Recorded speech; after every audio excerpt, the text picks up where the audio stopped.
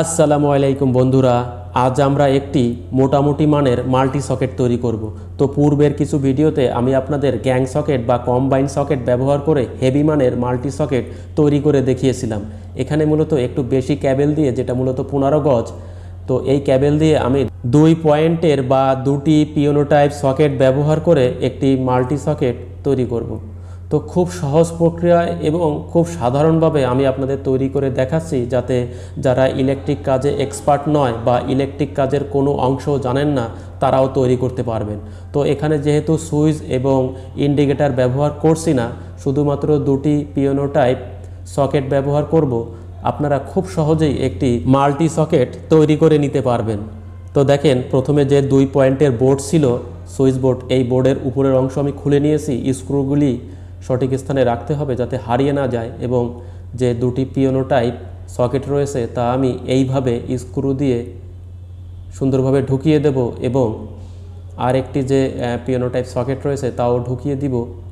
তো সাধারণ কাজের জন্য, যেহেতু মোবাইল চার্জার অথবা টেবিল ফ্যান এই জাতীয় যে অল্প ওয়াটের বা অল্প অ্যাম্পিয়ার নিয়ে থাকে এই ধরনের যে ইলেকট্রিক যন্ত্রাংশ রয়েছে, তা আপনারা এই ধরনের মাল্টি সকেট ব্যবহার করতে পারবেন বা পরিচালনা করতে পারবেন।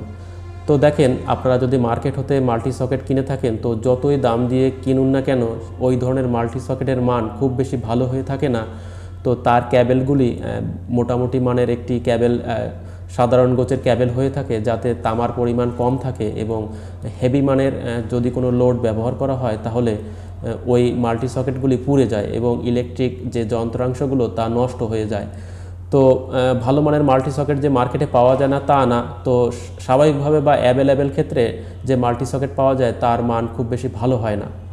তো এই যে ক্যাবেল, যেটাই আমি সাপ্লাই ক্যাবেল, তা আমি যে সকেটের যে বোর্ড রয়েছে বোর্ডের ভিতর থেকে ঢুকিয়ে বা যে অংশ থেকে আমি ঢুকিয়ে নিয়েছি, এবং একটি বাধা দেওয়ার জন্য একটি গিট দিয়ে নেব, যাতে হ্যাচকা টানে সরে না যায় বা খুলে না যায়। এবং একটু সিলে আমি 2 সকেটে ঢুকবে এতটুকু পরিমাণ ক্যাবেল সিলে বা ইনসুলেশন সিলে আমি 2 সকেটের জন্য যে তার রয়েছে তা বের করে রাখবো। এই যে বের করে নিয়েছি, এবং এই প্রান্ত দিয়ে ঢুকিয়ে আমি সকেটের স্ক্রুগুলি বা টার্মিনালে যে স্ক্রু ছিল তা লুজ দিয়ে 2 টার্মিনালে আমি এইভাবে ঢুকিয়ে নেব এবং টাইট করে নেব, শর্ট করে দেব। অর্থাৎ প্রথম টার্মিনাল এবং দ্বিতীয় সকেটের প্রথম টার্মিনাল আমি শর্ট করে নিচ্ছি, এবং আরেকটি ক্যাবেল দিয়ে দ্বিতীয় টার্মিনাল এবং দ্বিতীয় সকেটের দ্বিতীয় টার্মিনাল শর্ট করব। অর্থাৎ প্রথমটার উপর সাইড এবং দ্বিতীয়টার উপর সাইড, এবং পরে যেটা আমি ঢুকিয়ে নেব সেটা যদি নিউট্রাল হতে পারে বা ফেজও হতে পারে, কারণ আমার 2 পিন প্লাগ ঘুরবে, অনেক সময় ফেজ হবে, অনেক সময় নিউট্রাল হবে। তো ফেজ হোক নিউট্রাল হোক কোনো সমস্যা নাই, যেহেতু এসি বিদ্যুতে কোনো পোলারিটি নাই, যে দিক থেকেই দেন চলবে। তো আমি দেখেন শুধুমাত্র টার্মিনালগুলি সোজা রেখে সোজাসুজি ঢুকিয়ে শর্ট করে নিচ্ছি। অর্থাৎ এই পয়েন্টে যখন বিদ্যুৎ আসবে প্রথম টার্মিনালে, তখন দ্বিতীয় সকেটের দ্বিতীয় টার্মিনালেও বিদ্যুৎ আসবে। তো আমি স্ক্রুগুলি টাইট করে দিচ্ছি। এখানে যেহেতু সুইচ নেই এবং অন্য কোনো ইন্ডিকেটার নেই, সেহেতু আমি 2টি টার্মিনালই শর্ট করে দিচ্ছি।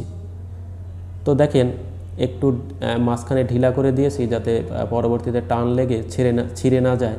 তো বাড়তি অংশটুকু আমি কেটে নিচ্ছি এবং ভাঁজ করে রাখবো, যাতে কোনোভাবেই যাতে শর্ট না হয়ে যায়। সেফটি বিষয়টি অবশ্যই মাথায় রাখতে হয়, এবং এইখানে ইনসুলেশন কাটার সময় খেয়াল রাখতে হবে যাতে 2 পয়েন্ট শর্ট না হয়ে যায়।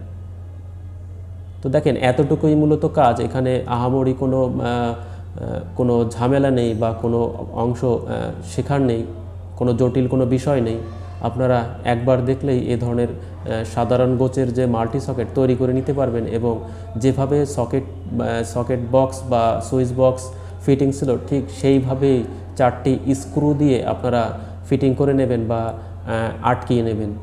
এবং এরপরের যে কাজ রয়েছে তা মূলত ওই যে 2 পিন প্লাগ দেখছেন, এই 2 পিন প্লাগ ক্যাবেলের অন্য প্রান্তে, যে প্রান্ত আমি সকেট সংযোগ করেছি তার অন্য প্রান্তে 2 পিন প্লাগ সংযোগ করলেই হবে। তো 2 পিন প্লাগ বিভিন্ন মানের হয়ে থাকে। এই যে 2 পিন প্লাগটি দেখছেন, এর মূলত যে বডি রয়েছে এটা রাবারের।